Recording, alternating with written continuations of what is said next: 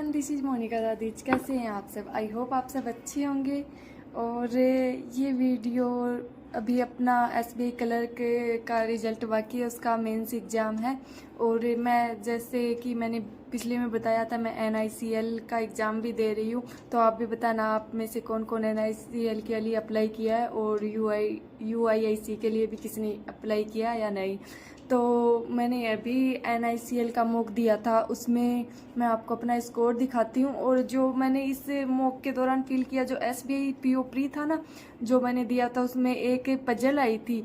तो मतलब लास्ट में थोड़ा सा उसमें है ना, वो डिजिट दिए हुए थे, उन्हीं का खेल था, थोड़ा सा समझने पर था। बट उसी पजल में बहुत सारे लोग फंसे थे प्री में। मैंने भी की थी वो पजल, मैंने अपने वीडियो में बताया था एनालिसिस में, वो की थी। बट मुझे ऐसे हुआ कि इतनी जल्दी इतनी बड़ी पजल कैसे बन गई। तो मैंने उसके आंसर टिक करने में मतलब ऐसे हिचकिचा रही थी, तो मैंने शायद उसके आंसर टिक करके हटा दिए थे। बट वो सही थी। वैसे ही आज मेरे सामने इस NICL वाले मॉक में एक पजल आई, जो उसमें है ना कुछ स्क्वायर और वो दे रखे थे। वो अभी मैं आपको दिखाऊंगी कि उसमें क्या रहा, कैसा रहा। तो अभी SBI क्लर्क मेंस के लिए अभी मैंने बताया था कि है ना, मैं डेली का एक एक मॉक डेली लगाती हूँ। मेंस का मॉक आज मॉक लगा दिया तो कल एनालिसिस हो गया, और अगला मॉक भी लगा दिया। आधा जितना हो एक दिन में मेरे से, मैं उतना कर लेती हूँ, ठीक है। और मैं अभी क्वांट की कंटिन्यू मेंस की क्लासेस ले रही हूँ, उनको सोल्व कर रही हूँ, है ना।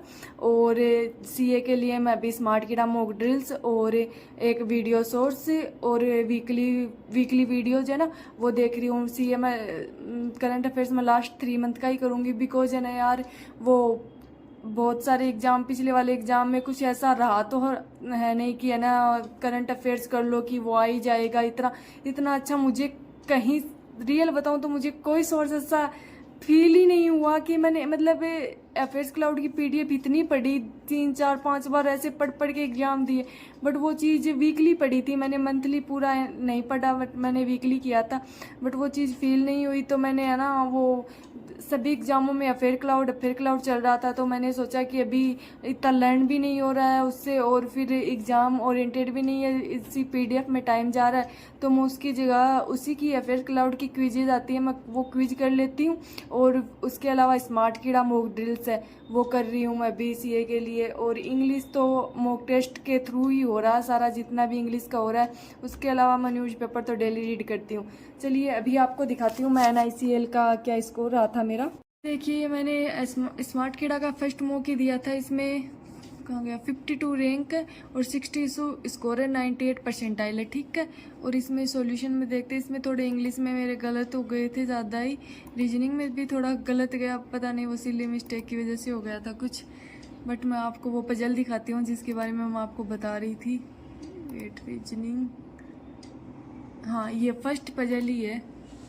ये देखिए इसमें आना मतलब इसमें ओनली स्क्वायर का रोल है कि अपन देखते ही है ना, इसमें ऐसे दे रखा है कि 3 कैंडिडेट की सैलरी है ना वो स्क्वायर में है। यहाँ पे 3 different number, the different number with Mohan and the average.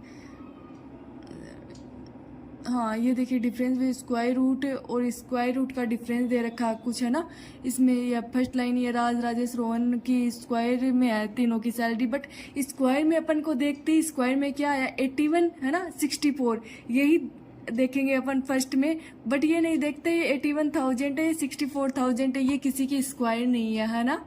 तो ये चीज़ बस इसमें यही पकड़ने लायक था इस पूरी पजल में, कि क्या इसमें देखो मेरे आंसर भी मतलब पजल सही थी, बट पता नहीं मैंने कैसे आंसर गलत टिक कर दिए। कुछ ऐसे सिली मिस्टेक हो गई कि मतलब क्या बताऊँ मैं, ऐसे पेंसिल से किया था तो ऐसे रबर से मिटाना और हटाना में उसमें ये क्वेश्चन गलत हो गया, और बाकी के 4 क्वेश्चन इसके सही थे।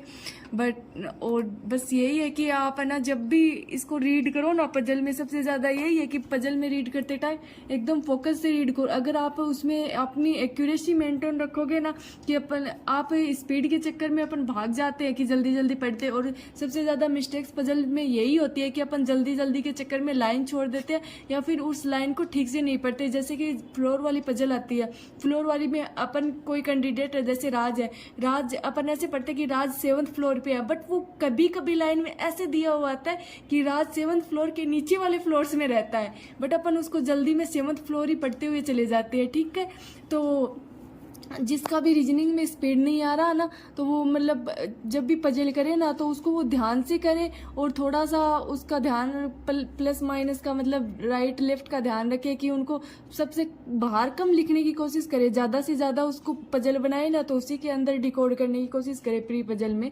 और क्वांट में तो आपको पता ही है सिंप्लीफिकेशन वगैरह का ज़्यादा रोल रहता है, इसमें मेरे क्वांट में 20 हुए थे। क्वांट भी इसकी अच्छी थी, मतलब अटेम्प्ट करने जैसा था, पेपर सच में लेवल अच्छा है इससे टेस्ट सीरीज का।